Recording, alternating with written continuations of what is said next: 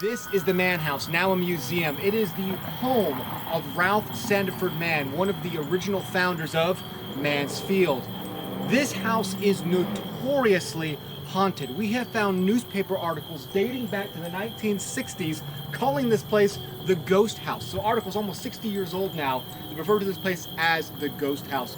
There are stories of workers who were out here on the side of the house just clearing away brush and weeds. They look up, they see a woman dressed all in white looking back at them. They leave, refuse to come back. Some of the volunteers who work here at the museum have reported all sorts of strange things. Christmas ornaments thrown across the room.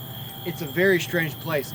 So we are here tonight at this historic landmark to see if we can get a little bit close to solving a few of the mysteries of the Mann House. Before we had even turned the lights off, the oddities of the Mann House began. One of our investigators, Kevin, was doing a routine sweep with an EMF device while RJ and I set up. He was looking for any electrical hotspots that might inadvertently set it off. When checking the closet upstairs, this happened. Hello? Why is this going on? With no electrical outlets or lines around, the meter began to go off. Most bizarrely, it would only go off when no one had their hand near it, something that shouldn't impact the function of the device at all. Why won't you set it off right now? Set it off right now while he's holding it.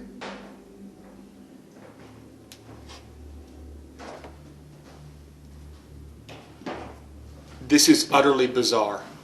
The experience went on for several minutes, always the same. Strong reactions when no one was near it. All right, my turn, out of my way. And then an abrupt halt if someone placed their hand by the meter. This is a new one for me.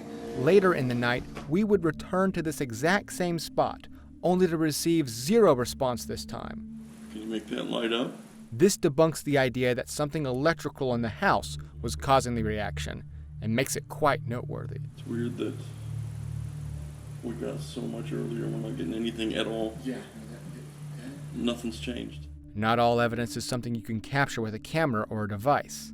Once the lights went out and the investigation began in earnest, Kevin had a personal physical encounter. So I was just standing in this room actually right here, and I was hit with like a warm wave, and it kind of crossed along the left of me, pushed me a bit, and it didn't push me off balance, just it pressed into me, and the whole wave smelled like a really strong cologne. It was like this big around of heat just passed through me. And none of us are wearing cologne. Yeah, none of us are wearing cologne. I went and checked with everyone to make sure, and sure enough, a weird coat, like a strong, like a spicy cologne hits me. A thick smell of spicy cologne there and gone immediately. So, I don't know. Throughout the night, 3 CCTV cameras recorded everything that happened in the primary downstairs rooms, including this. Now, these night vision cameras capture dust particles of all kinds. However, they are dim, translucent, and travel in one direction. This strange orb is much brighter, makes a direction change on its own, and once it leaves the frame is followed by an unexplained bright flash in the room. It's impossible to state with certainty that this is anything paranormal, but in the over 12 hours of footage between the 3 combined cameras, nothing else of this kind was captured. After this moment, things remained quiet for several hours. Sessions at the old barn turned up nothing creepy. Well, nothing paranormal at least. On our return to the attic, we had no anomalies, physical, audible, or electromagnetic. With our investigation nearing its end, though, for the first time in hours, the EMF device began yielding responses again, this time in the dining room. All right, I'm gonna close it. I'm gonna close it and put it away. Is that good? Light it up yellow if you want to see it again. If you want me to pull it back out, light it up yellow. Oh my gosh, okay. You want to try and draw another picture? I'm going to move it. Okay, saw that. You want to draw a picture. I'm going to move it closer to you, okay? Focus everything into one finger, just this index finger. Push. Yeah, focus. Get it in there. Once those responses ended, we packed up and left. What we didn't know was that our investigation wasn't over yet. So over the last few weeks, I've been in here watching all the footage that we shot that night. Everything from the handheld footage to the surveillance cameras we had set up. Found nothing. In hours and hours and hours of footage, literally found absolutely nothing.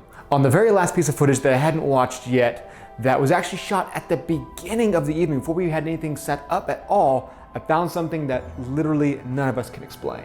At this point, we had a camera trained on the rocking chair while we set up the surveillance cams. Kevin was outside back at his car getting more gear. You can hear RJ and I in the next room talking, and then you hear something else. You've been gone for quite some time, all of a sudden. Respect.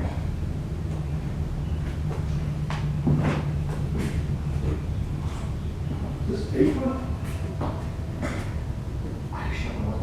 A clear whisper can be heard, closer to the camera and on top of our voices. Respect, respect, respect. And then, 10 seconds later, another one. It's hard to make out what the first voice says, only that it ends with a hard K sound. Respect. But the second voice seems to be saying, "Are you sure?" Again, this couldn't be either of our voices, and in hours of footage, nothing else like this is heard. It is truly unexplainable. Respect. Our night at the man house gave us a lot to think about. Whoa, I thought I saw something. This doesn't feel like a normal moment. I know that. It's strange. I think we found the place we need to do an isolation session. Yep. Shut the door. I like it. Oh, it likes that idea. Are we gonna... What the heck? And prove that the over century-old home has truly earned its moniker of Mansfield's Ghost House.